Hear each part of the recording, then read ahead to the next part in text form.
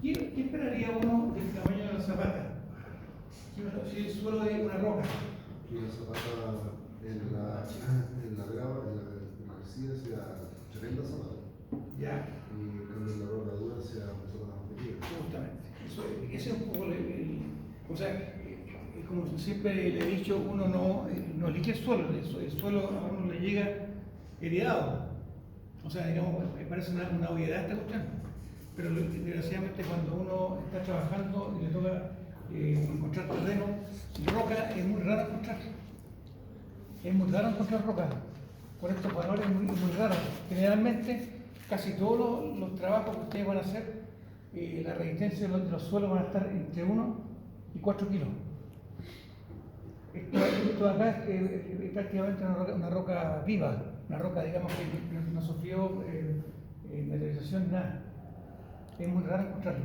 O sea, generalmente, se les digo, desde los años que yo soy los suelos que mejor he encontrado han sido suelos de 4 kilos por centímetro cuadrado de resistencia. Esto existe, por supuesto que existe, pero la generalidad del trabajo básicamente están cargados entre 4 y un kilo. Entonces, y a veces un poco menos, cuando por ejemplo hay presencia de napa freática. ¿Por qué creen ustedes que un suelo arcilloso en contacto con el agua baja su resistencia? Se vuelve fango. Se vuelve fango. Se vuelve, sí. O sea, a ver, eso es importante. Si ustedes están diseñando, imagínense, están diseñando una zapata, y acá dice la zapata, arcilla compactada o arcilla con arena seca, 1,5 kilos por centímetro cuadrado. Si esa arcilla pasa a ser húmeda, ¿qué es lo que pasa? Baja su resistencia. Entonces es súper importante conocer claramente si hay presencia de napa, porque eso va a significar de repente que uno se vea obligado a hacer un sistema de drenaje o mantener seco el suelo para mantener la resistencia, o bien en el peor de los casos diseñar con valores mucho más bajos y aumentar el tamaño de la zapata. ¿Se fijan? Porque eso es lo que pasa. O sea, la arcilla cuando está seca funciona muy bien, es como una roca, pero basta que tome contacto con el agua y sus propiedades cambian. Yo por ejemplo, la zona central, para el norte, la sociedad que se encuentra en la zona. Bueno, ahora ha cambiado harto con el tema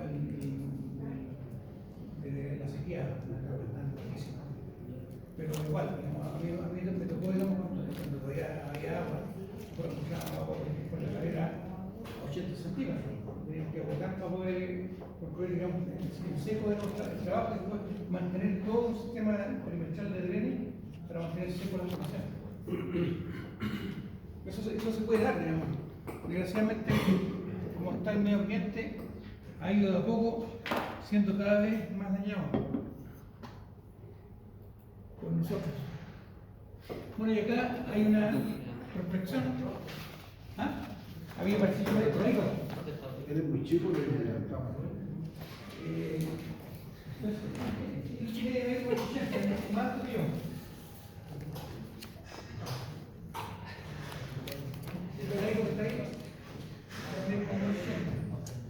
O sea, ese perfil ahí, más o menos son como 4 metros. Ahí se ven claramente los estratos. Esta es la idea, o sea, uno va viendo, va apreciando los estratos que hay en el suelo. Porque para eso son las calicatas. Las calicatas nos permiten a nosotros tener un control de lo que está, de lo que existe en el terreno. Entonces, en la medida que uno sabe y analiza cada uno de estos elementos, uno puede elegir en qué punto voy a apoyar mis incorporaciones. A lo mejor este estrato de color amarillento de baja calidad y nos va a obligar a apuntar acá. ¿Se fijan? Entonces, es súper importante el tema del estudio de las calicatas. Ahora, desgraciadamente las calicatas, ¿hasta qué profundidad podemos hacerlas nosotros? ¿Tienes un carga ahí?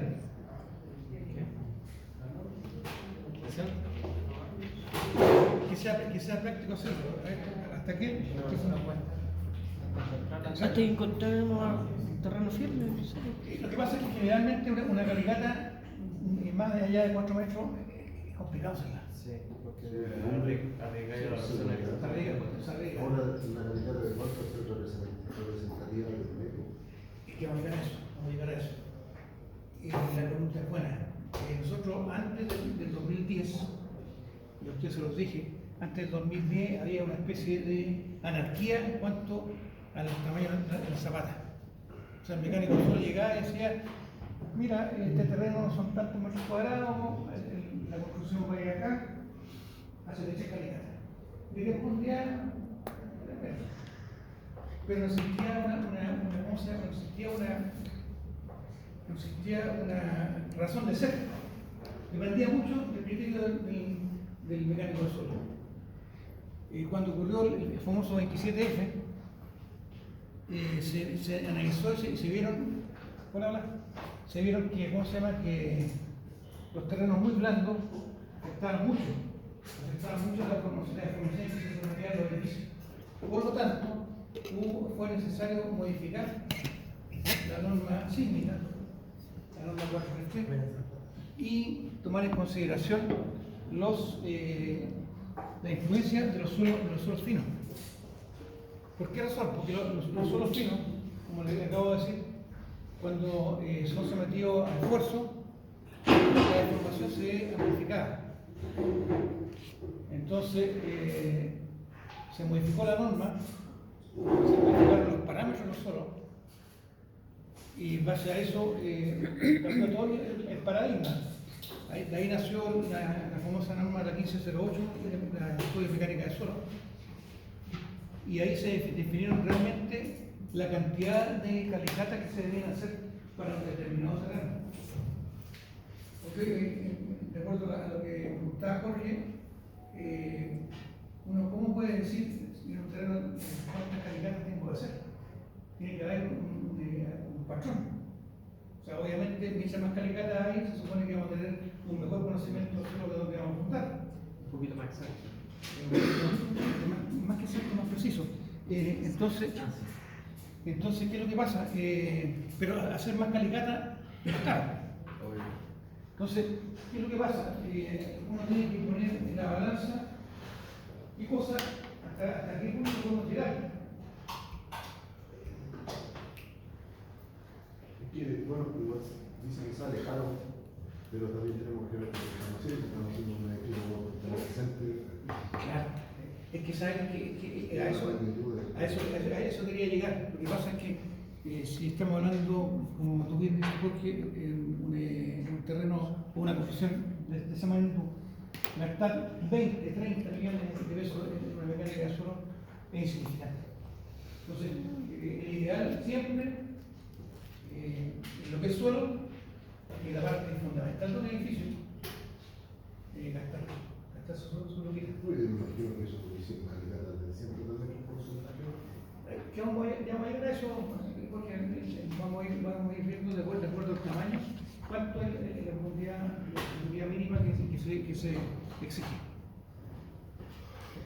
¿Cómo estamos? ¿Están muy cansados, no?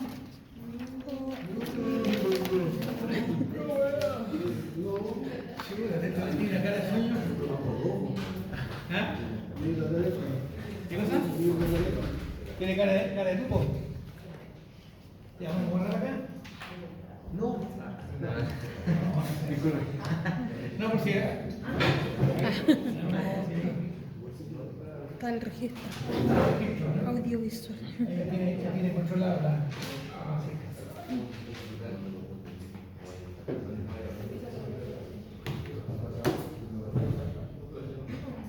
Entonces, ¿qué son las calicatas? Ustedes ya han visto las calicatas y de hecho van a tener que hacer una calicata para el trabajo que vamos a hacer en el laboratorio. Excavaciones.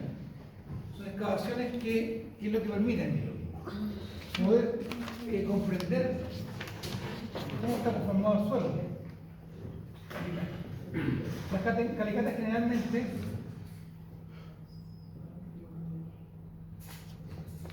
tienen medidas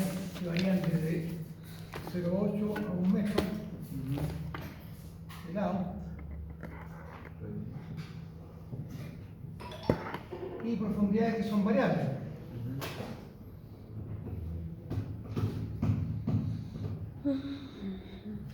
Entonces, generalmente, si yo hago un corte acá y dibujo la calicata, las calicatas generalmente se hacen por escalones. Con escalones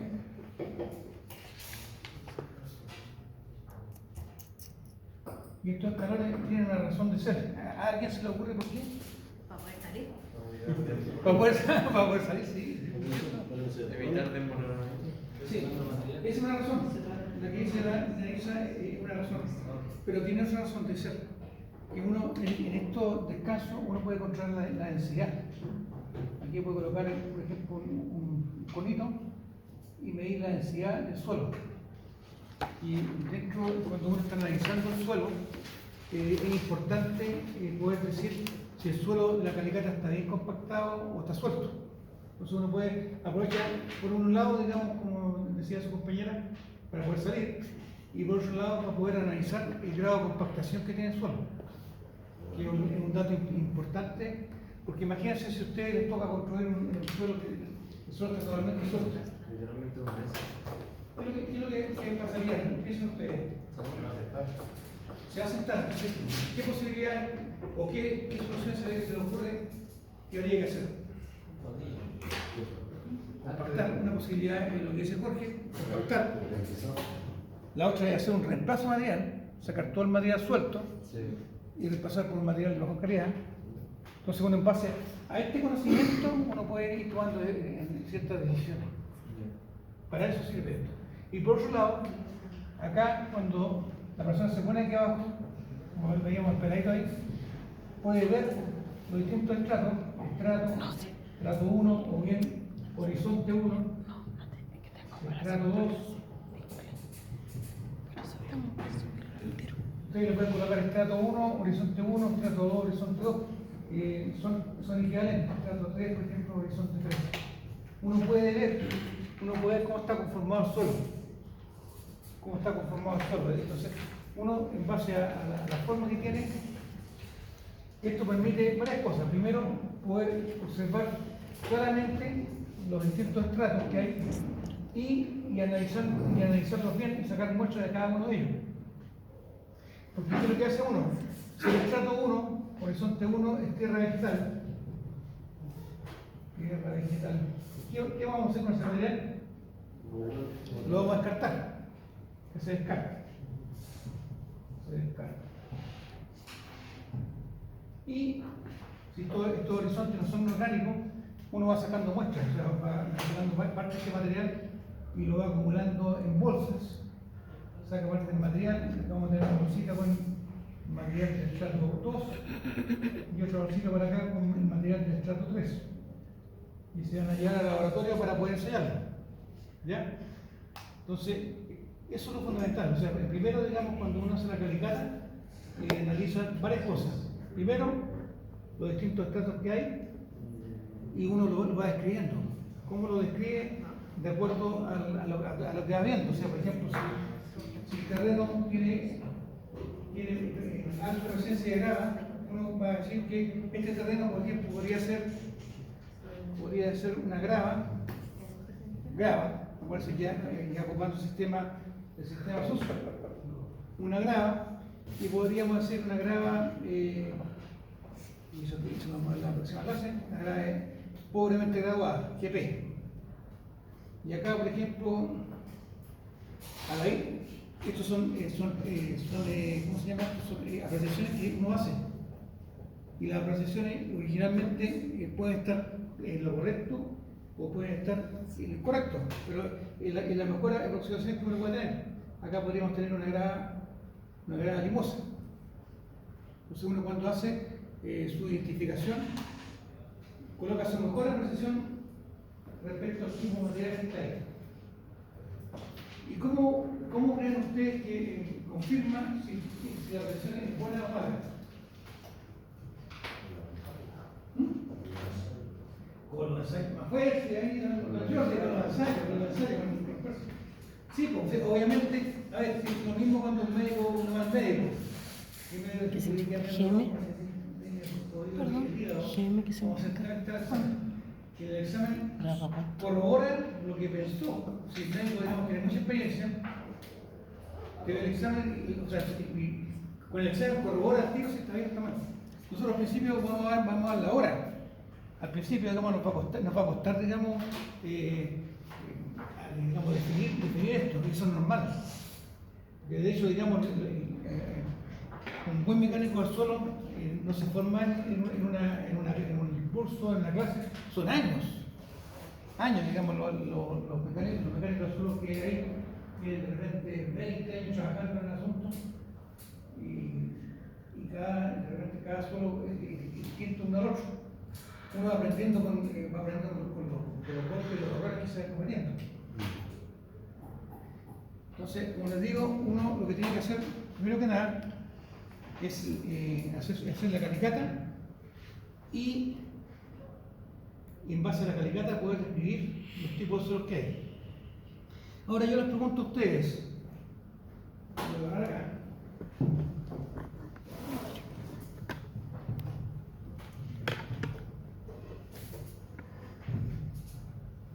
Oye, sí, estamos un poco avanzados para un rato, ¿no? Unos 5 minutos, 10 minutos. ¿No? Sí, voy a comprarme una oncecita después. ¿En clase fue? Sí. Supongamos, vamos a aplicar idea, que tenemos un terreno de 100 por 300 metros. Y aquí vamos a construir un edificio. Pongamos, esa es la figura del edificio. Primero que nada, ¿cuánto es la superficie del terreno? 100 por 300. ¿Cuánto es? 30.000 metros cuadrados. Me faltó 100.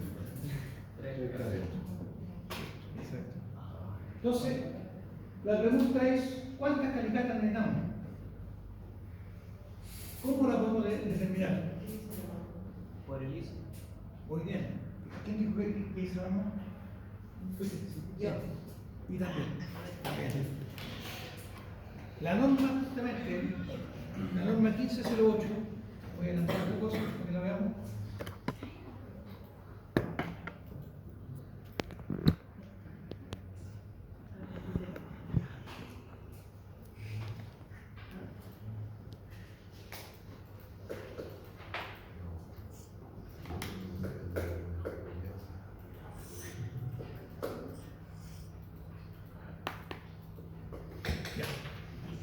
La norma 1508.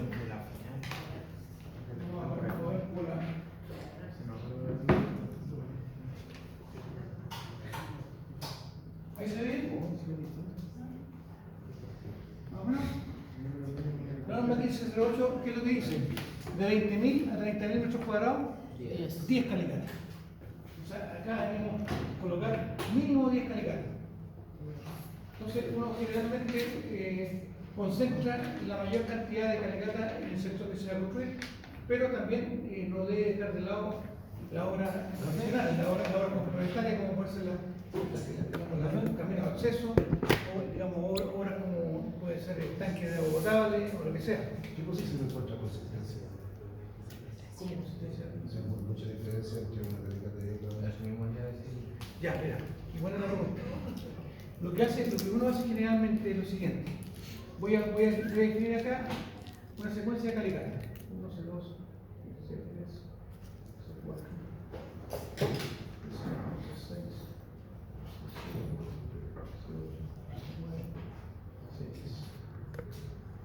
Entonces, ¿qué es lo que hace uno? Uno puede generar perfiles. Si yo tiro por acá una línea, voy a tener la calicata 1 por aquí, la calicata 3 por acá, la calicata 5 por acá, la calicata 7 por acá y la calicata 9. Entonces, ¿qué es lo que pasa? Yo podría decir la calicata 1, mi primer estrato 1, que varía de 0 a 0,30. Después la calicata 3 podría pasar que el estrato 1 se haya de 0 a 0,50. La calicata 5 podríamos volver a lo mejor a tener un estrato que varía entre 0 a 0,30. La calicata 7 se mantiene en 0,30, por decir una cosa. Y la calicata 9 que tengamos 10 centímetros de tierra vegetal. Después, acá podríamos tener un estrato 2, un estrato 2 que va por acá. Estos son todos, ¿cómo se llama? Suposiciones la que estamos viendo. Estrato 2 que viene por acá. Y supongamos que el estrato 2 es el estrato apto para fundar. Entonces, ¿qué es lo que hago yo? Tengo conocimiento de ciertos puntos. ¿Qué podría hacer yo? Agarro este elemento, lo uno con el de acá. Y ese lo uno con el de acá. Y voy generando un perfil. No sé si me siguen lo que estoy diciendo. Yo puedo interpolar entre esta calicata y la de acá. Podría decir que el estrato 2, que está esta cota, para llegar a esta cota de acá, tiene que ir bajando gradualmente. Yo puedo hacer eso. O sea, de hecho, en la medida que uno tiene mayor conocimiento, mayor cantidad de calicata, uno puede estimar mejor el tipo de suelo que hay. Entonces, eso es lo que se hace. O sea, generalmente cuando uno tiene conocimiento, digamos, de las calicatas, va analizándolas y las va usando la información. Porque, por ejemplo, partamos con la siguiente pregunta. Acá tengo 30, 0,30, capacidad 0,50, 0,30, 0,30 y 0,10. Si yo les pregunto a ustedes cuánto es lo que tengo que escarpar promedio, ¿Cómo? si yo les pregunto cuánto es lo que tengo que escarpar promedio, porque cuando uno parte haciendo va a construir, 0,3. o sea, yo podría hacer un promedio y en base a eso poder sacarlo, porque se supone que son representativas, o sea, o bien, si no están bien distribuidas, uno le puede asignar ciertas áreas de incidencia. 0,3. ¿Cuánto? 0,3. Es el promedio dio 0,3. Entonces, para efectos de ustedes, si yo tengo 30.000 metros cuadrados, 30.000, y lo multiplico por 0,3, ¿cuánto me da eso? 3.090. No, perdón, no. 9.000 Porque le eliminamos 0,3. metros cúbicos. Que sería la que tendría que sacar y quedar con la aire. ¿Se fijan? Entonces, por eso es tan importante el conocimiento de las calicatas. El conocimiento de las calicatas a ustedes les permite, cuando están estudiando una propuesta, les permite poder evaluar cuánto va a ser el tamaño de lo que van a excavar y van a tener que botar a rodadero. Sí, porque estamos hablando. Claro, o sea, lo que pasa es que obviamente el rodadero rural sí. Considerando que a mayor superficie el promedio entre calicata y superficie va disminuyendo, la calicata va aumentando su dimensión de excavación, ¿o no? Es que eso lo vamos a ver a continuación, el tema de la profundidad. ¿A eso te refieres? La profundidad. Es que lo que pasa, a ver, de acuerdo al cambio de la norma 433, uno debería tener conocimiento del suelo en los primeros 30 metros. Una calicata no te va a entregar esa información. Entonces ahí vamos a caer en lo que se usa normalmente, que es el soltaje, o los métodos digamos que son de refracción sísmica, como el método REMI. Uno genera no son destructivos, genera onda, y con la velocidad de la onda uno determina si hacia abajo hay terrenos que son más duros o más resistentes que los que están arriba. Entonces, en base a eso uno trabaja. O sea, las calicatas más que nada, ¿para qué nos sirven? Primero para caracterizar los primeros estratos y definir cuál estrato vamos a ocupar. Pero eso nos quita que, dado la magnitud del proyecto, uno tenga que asegurarse y poder definir claramente qué pasa a 30 metros. Porque antiguamente, ¿qué es lo que pasaba? Antiguamente El proyecto que vimos acá nosotros, ustedes vieron que acá definimos 10 calicatas, el proyecto que nosotros hicimos en Limache, lo hicimos con 3 calicatas, y era de la misma cantidad de grano. Entonces, la concepción de los antiguos mecánicos del suelo no era muy buena. Entonces ahora, producto de todos los años que se han producido, se han modificado estas cosas y nos obliga a nosotros a tener mayor ¿cómo se llama?, precisión a tomar decisiones. Entonces, con esto yo puedo definir, ya voy a fundar en el horizonte 2, y ahí yo podría decir la excavación tiene que ser tal que traspase el horizonte 2 20 centímetros, y ese voy a fundar. Pero tengo que estar avalado. ¿Qué pasa abajo? ¿Qué pasa, digamos, con el material pasado, digamos, los 30 metros de profundidad? Eso tenemos que hacerlo. Obviamente, si están haciendo una casa, construyendo una casa, digamos, de 200 metros cuadrados, no tiene mucha importancia.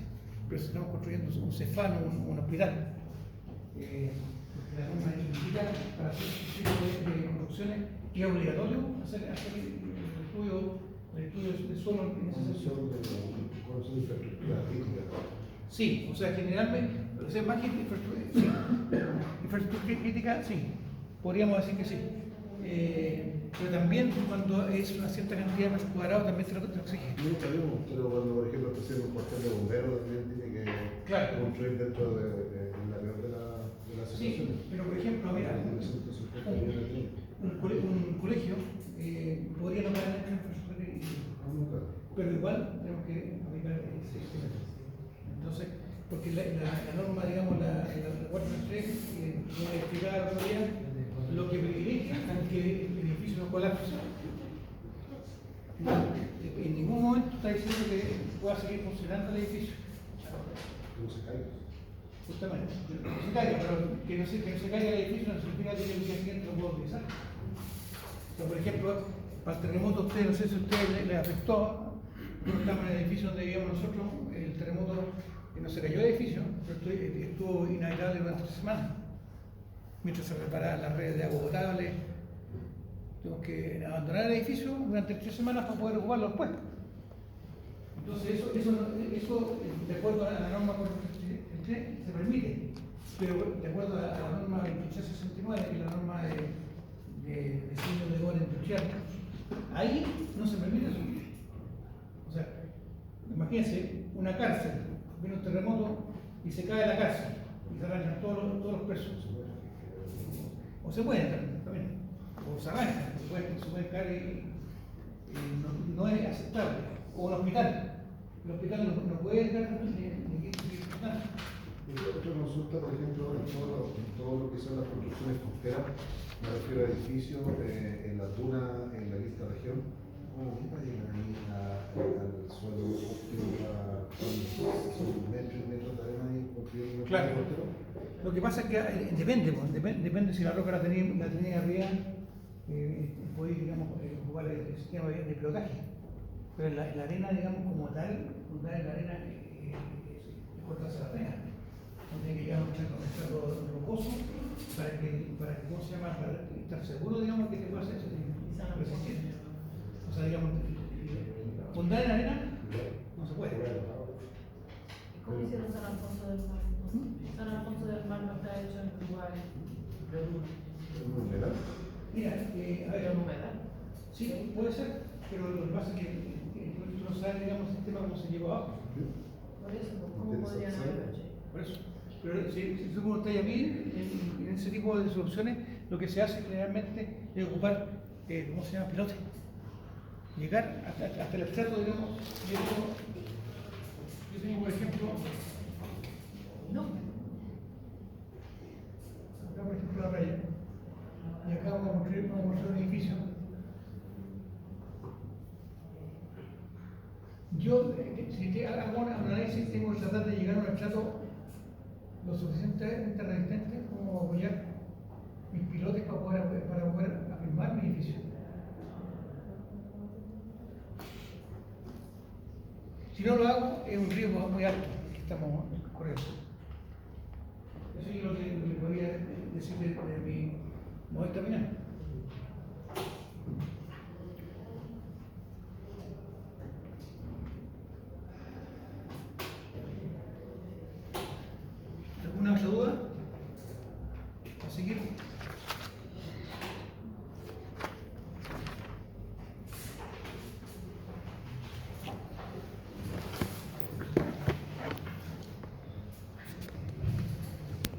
otra cosa importante que las calicatas, si por ese motivo hay una calicata que no se realiza, por ejemplo la calicata es, no se realiza. Lo que hace uno, no recicla el número de calicatas. Yo puedo generar aquí al lado una calicata 11. Acá imagínense que aquí hay el tanque de agua que no puedo destruirla para sacar la calicata. Entonces acá en mi informe yo coloco que no se realiza la calicata y genero otra calicata al lado. ¿Ya? O sea, eso es importante que lo tengan claro. O sea, se designa la posición de la calicata antes del lugar. Claro, que lo que hace es de repente uno define los puntos, no va a terreno, pero usted que cuando comienza a hacerlo se encuentra con que a lo mejor en ese sector había algo que no se visualizó en el momento al hacer el estudio. Una manzanera. Sí, puede ser una roca que no determina justamente. Pero le pega una licorera y no pasó más de 5 centímetros. Claro, pues. Entonces, ¿qué es lo que pasa? O puede ser, digamos, que de repente aquí hay un pozo, digamos, para poder sacar agua de napa. Entonces, hacerlo, digamos, puede causar más daño a una infraestructura que ya existe. Entonces, eso que implica, digamos, se coloca en la nota de que no se realiza, por la razón que fue, y se hace lo más cercano posible una calicata para reemplazar la que se perdió. Pero no se cambia el número de calicata.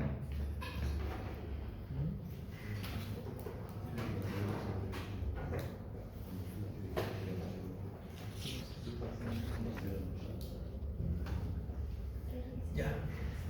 Bueno, esto ya lo vimos, esto de acá, sección mínima recomendada, destino material excavado, cargan en las calicatas, descripción.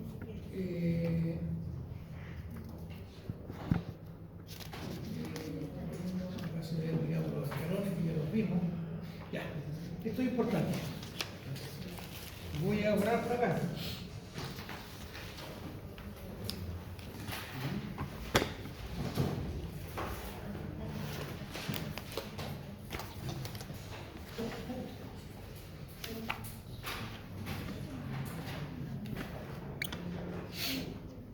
Vamos a mojar la calicata ahí para que nos sirva de ayuda. Uno, generalmente, cuando ya todo el trabajo de campo lo pasa a una planilla como esta. Esa planilla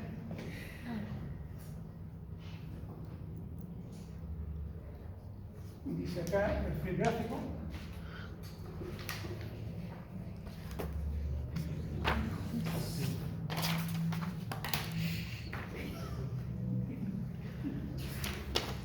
Clasificación.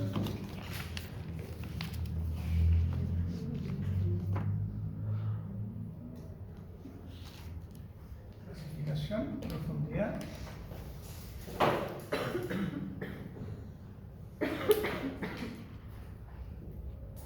Y descripción.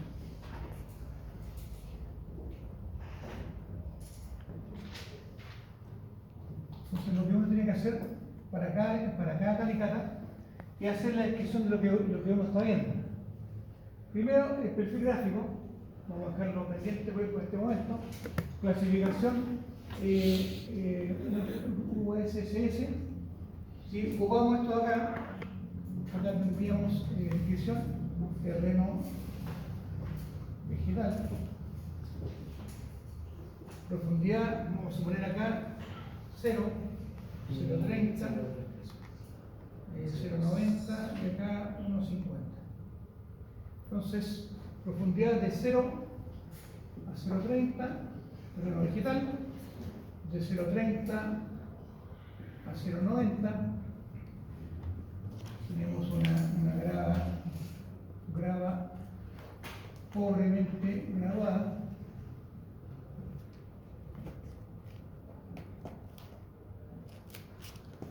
Y después de 0.90 a 1.50 tenemos una grava limosa.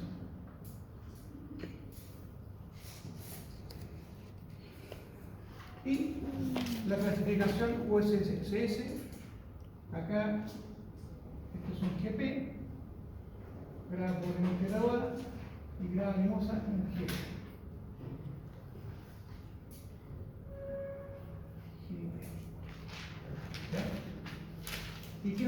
faltando? Nos estaría faltando el perfil gráfico. Vamos a dejarlo despacio acá.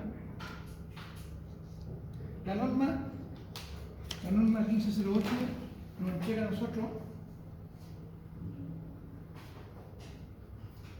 una simbología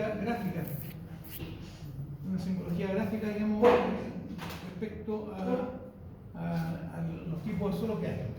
Si nos fijamos acá, el suelo vegetal se ocupa de esta simbología.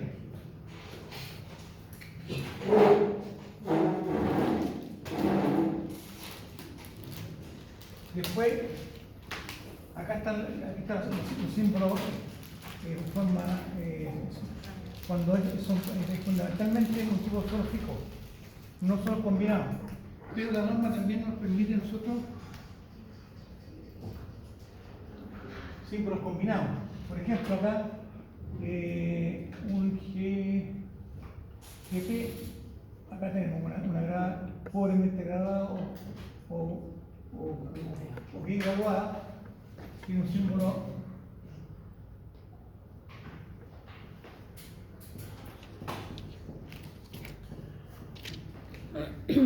¿ya? Y una grava limosa, ahí tenemos el símbolo GM, tendría este símbolo.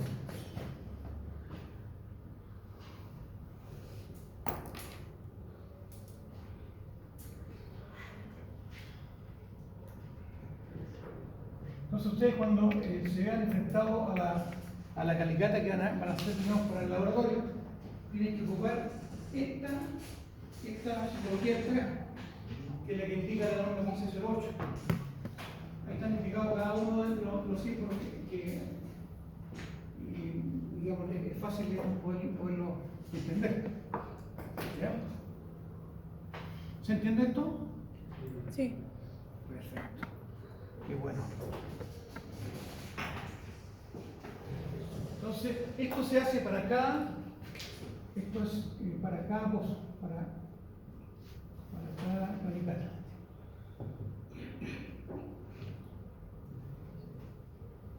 Acá hicimos un equipo. Creo que pasó una hoja para la lista. Ah, bien. Está preocupado. Que se me olvida. ¿Qué ven? Soy el tipo de esa radio.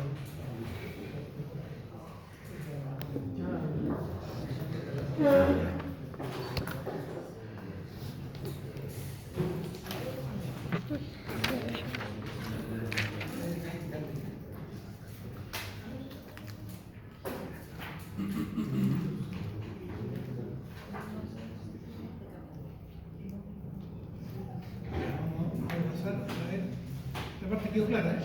Vamos a ver en qué fijarnos para la refrigeración del suelo de las calidades. Entonces, nosotros sabemos que los suelos pueden ser agrupados en tres grupos primarios. ¿Cuáles son los tres grupos primarios? No, los suelos pueden ser agrupados en tres grupos primarios. Tenemos la grava, la arena y los finos. Y los finos, digamos. Acuérdense, todo lo que es bajo más de 200 es fino granular. ¿Cómo fue lo que dijo profesor? ¿No lo escuché? Lo que dije fue lo siguiente, los tres grupos primarios, ¿cuáles son?